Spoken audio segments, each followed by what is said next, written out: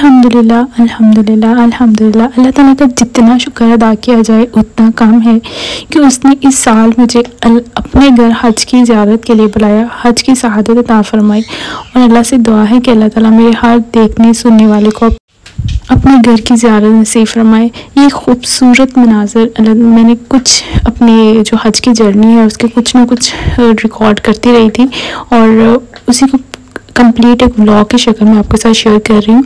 हमारी रवानगी थी पाकिस्तान से 4 मई को और रात के टाइम हमारी फ़्लाइट थी लाहौर इंटरनेशनल एयरपोर्ट से। और एयरपोर्ट बहुत ही खूबसूरत तरीन एयरपोर्ट और बहुत साफ़ सुथरा एयरपोर्ट है।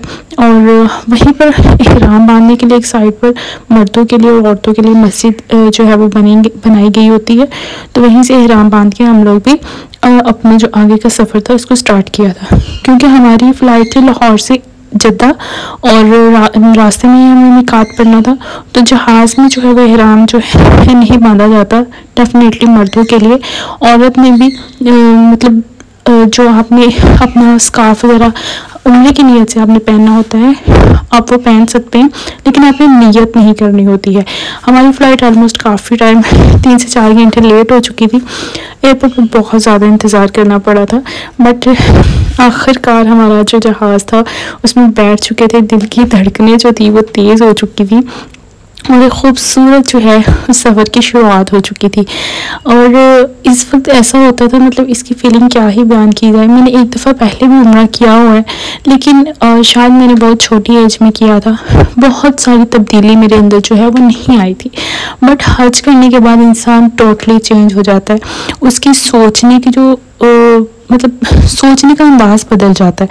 आप हर चीज़ को डिफरेंट तरीके से सोचते हैं, पॉजिटिव तरीके से सोचते हैं। और अल्लाह करके हम लोग जब जद्दा एयरपोर्ट पर पहुंचे तो बसेस जो हैं वो हमारा इंतज़ार कर रही थी। बहुत ज़्यादा टाइम नहीं लग रहा था, हर चीज़ का एक प्रोसीजर करते करते हम लोग आखिर बिलाकर जो है वो अपने बसेस में आके बैठ गए थे। बसेस ने हमें हमारे जो बिल्डिंग्स थी वहाँ पे पहुँचाना था और ये खूबसूरत से मनाज़र शुरू हो गए थे मक्कातुल मुकर्रमा के। जद्दा से जाते हुए हमारी जो अजीज़िया था वहाँ पे हमारा स्टे था और जो 1.5 महीना हमारा सरकारी पैकेज था, ऑलमोस्ट 45 डेज़ का होता है, तो वही हमारा पैकेज था। और वहीं से बसेस के थ्रू हम लोग अपनी जो है बिल्डिंग्स में पहुँच चुके थे। बिल्डिंग हमारी अल्हम्दुलिल्लाह बहुत अच्छी थी। अल्लाह का लाख लाख शुक्र है, बहुत अच्छे पार्टनर्स मिले वहाँ जिनका साथ मिला और जिनके साथ मिलजुल कर हम अक्सर आया जाया जाते थे करते थे। और जाकर हम लोगों ने काफ़ी 3 से 4 घंटे रेस्ट की थी, क्योंकि बहुत ज़्यादा थकावट हो चुकी थी। फिर उसके बाद पहुँचे थे अपना उम्रा करने के लिए, क्योंकि जब आप पाकिस्तान से जाते हैं तो आप पर एक उम्रा जो है मिकात से गुजरते हुए जाते हैं, तो आपको जाकर एक उम्रा जो है वो करना होता है, जो आप पर फ़र्ज़ हो जाता है, आपने करना ही करना होता है। अगर आप नहीं करते हैं तो आप पर दम वाजिब हो जाता है। दम भी ये होता है या तो आपने पैसे देने होते हैं या फिर एक बकरा जो है वो ज़िबा करना होता है। फर्स्ट उम्रा करते हुए मैंने कोई भी वीडियो रिकॉर्ड नहीं की थी और ये सारी वीडियोस जो हैं वो बाद की ही रिकॉर्ड की हुई हैं। उस वक्त जब हम लोग पहुँचे तो हमारा जो अड्डा था वो मरवा स्टैंड था, तो वो बिल्कुल ऑपोजिट साइड होता है। मतलब वो जहाँ से हम लोग इंटर होते हैं सफ़ा मरवा करने के लिए, तो वो मरवा वाली साइड से इंटर होते थे। और मतलब फर्स्ट एक्सपीरियंस था इस साइड से जाना, बिल्कुल ऑपोजिट साइड से जाना। इससे पहले बाबे फ़ाहद बाबे अब्दुल वाले साइड से जो एंट्रेंस होती थी वहीं से आते जाते थे, तो थोड़ा सा मुश्किल हुआ जो मताफ़ है उस एरिया तक पहुंचने के लिए। बट अनफॉर्चुनेटली अल्हम्दुलिल्लाह हम लोग पहुंच गए थे। फर्स्ट उम्रा अदा किया और उसके बाद हमारा हज को जो थे 10 दिन रहते थे, रश बहुत ज़्यादा था। और ये जो वीडियो मैं आपके साथ शेयर कर रही हूँ ये है जुम्मे वाले दिन की वीडियो।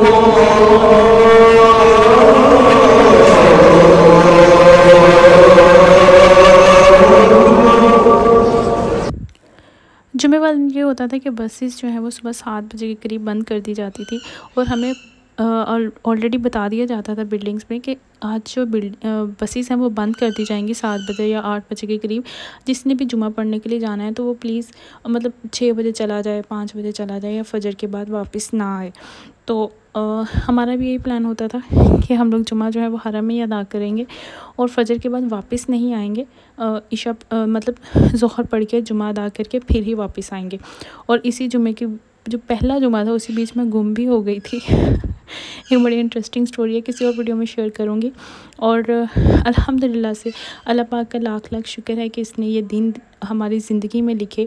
और सफाई वहाँ पर होती जाती है, साथ साथ बहुत खूबसूरत मनाज़र जो हैं वो मैंने कैप्चर किए हुए हैं आप सब के लिए, ताकि जो लोग नहीं जा सकते वो मेरी वीडियोज़ के थ्रू बहुत खूबसूरत सा जो एक व्यू है हमारे हज का वो देख सकें।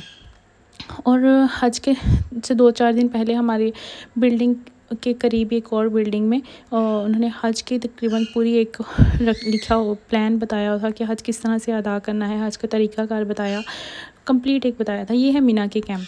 हमें मिना में जो है वो रात को ही लेके चले गए थे और जो 8 डेट होती है उसमें हम लोग पूरा दिन मिना में ही कैंप किया था।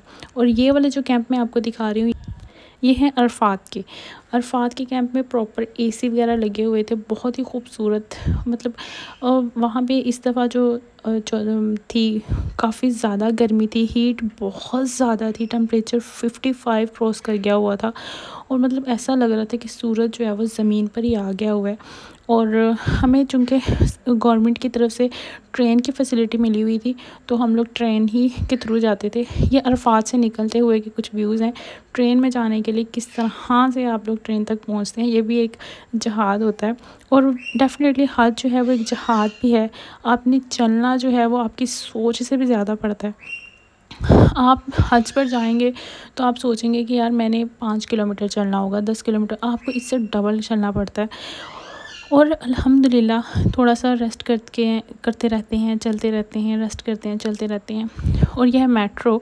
और कंकरियाँ मारने के लिए भी जो है आप जाते हैं, मिना से अरफात जाते हैं, अरफात से मुज़दलिफ़ा जाते हैं, मुज़दलिफ़ा से वापस आप लोग जब आते हैं अपनी मिना कैंप्स में तो हम ट्रेन के थ्रू ही आए थे। ट्रेन तक पहुंचने के लिए हमें काफ़ी टाइम लगा था, लेकिन बाद में हमने टाइम कुछ इस तरह से सिलेक्ट कर लिया होता था कि सब लोग सो रहे होते थे और हम लोग उठ के कमर बांध के चल पड़ते थे कि ट्रेन में पहुंच जाएंगे।